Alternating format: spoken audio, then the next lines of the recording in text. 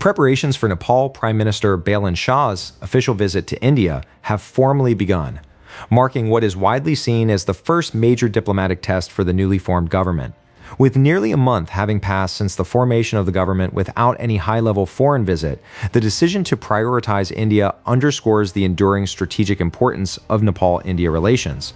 The upcoming visit is expected not only to strengthen bilateral ties, but also to define the broader direction of Nepal's foreign policy in an increasingly complex geopolitical environment. According to government sources, a multi-layered diplomatic process has already been set in motion to finalize the date and agenda of the visit. The initial phase will involve foreign secretary-level talks in Kathmandu, followed by ministerial-level discussions in New Delhi.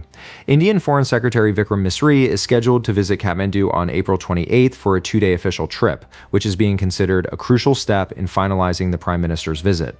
During his stay, Misri is expected to hold meetings with key Nepali ministers, including those responsible for finance, foreign affairs, energy, and infrastructure, as well as conduct formal discussions with his Nepali counterpart, Foreign Secretary Amrit Bahadur Rai.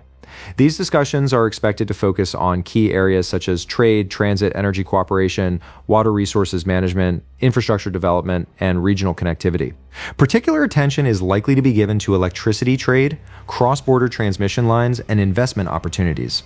Following the secretary-level talks, Nepal's Foreign Minister Shishir Khanal is expected to travel to India for ministerial-level negotiations. It is anticipated that the date and detailed agenda of Prime Minister Shah's visit will be finalized during this stage.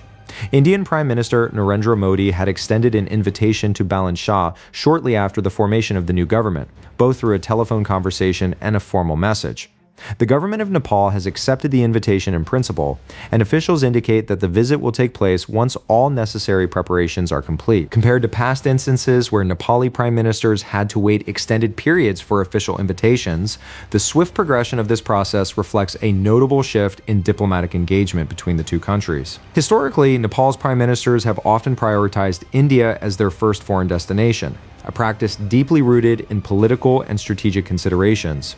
This pattern has sometimes been interpreted as an effort to secure political stability at home by maintaining favorable relations. With New Delhi, analysts have pointed out that in the past, weak coalition governments and internal political instability limited Nepal's ability to negotiate assertively with India, often resulting in agreements perceived as disproportionately beneficial to the latter. In contrast, Prime Minister Balen Shah leads a government with strong public support and a near two-thirds majority, providing him with a comparatively stronger mandate. This political strength is expected to translate into greater confidence in diplomatic engagements. Observers believe that Shah has an opportunity to redefine Nepal's approach to India by prioritizing national interests while maintaining a balanced and constructive relationship. However, the challenges ahead remain significant. Key issues such as border disputes, trade imbalances, transit dependency, and energy cooperation require careful handling.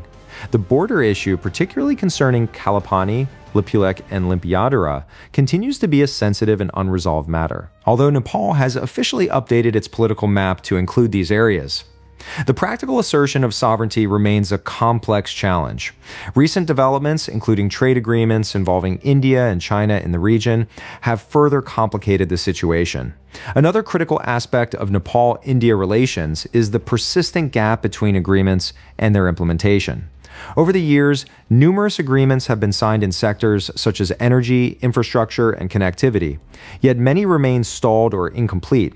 Analysts emphasize that the success of the upcoming visit will depend less on the signing of new agreements and more on the effective implementation of existing commitments. The broader geopolitical context also adds to the significance of the visit. Nepal has increasingly become a focal point of interest for major global powers, including the United States and China. Recent visits by high-level officials from both countries indicate growing international attention toward Nepal's political and strategic direction. This heightened interest presents both opportunities and challenges, as Nepal must carefully navigate competing influences while safeguarding its sovereignty and independence. For India, Nepal is not just a neighboring country, but a strategically important partner, particularly in the context of regional security and competition with China. The emergence of Balen Shah as a political leader outside traditional party structures has added a new dimension to bilateral relations. India appears keen to establish strong ties early on, reflecting a pragmatic approach to diplomacy. China, meanwhile, has also been actively engaging with Nepal, focusing on infrastructure investment and regional connectivity initiatives. Its long-term strategy involves enhancing Nepal's role as a transit and connectivity hub. The United States, on the other hand, has shown increasing interest in Nepal within the framework of its Indo-Pacific strategy. The convergence of these interests places Nepal in a delicate position, requiring a carefully balanced foreign policy. Prime Minister Shah's proposed visit to India must therefore be understood within this broader context. It represents more than a routine diplomatic engagement. It is a critical moment that will test Nepal's ability to articulate its priorities, maintain strategic balance, and achieve tangible outcomes.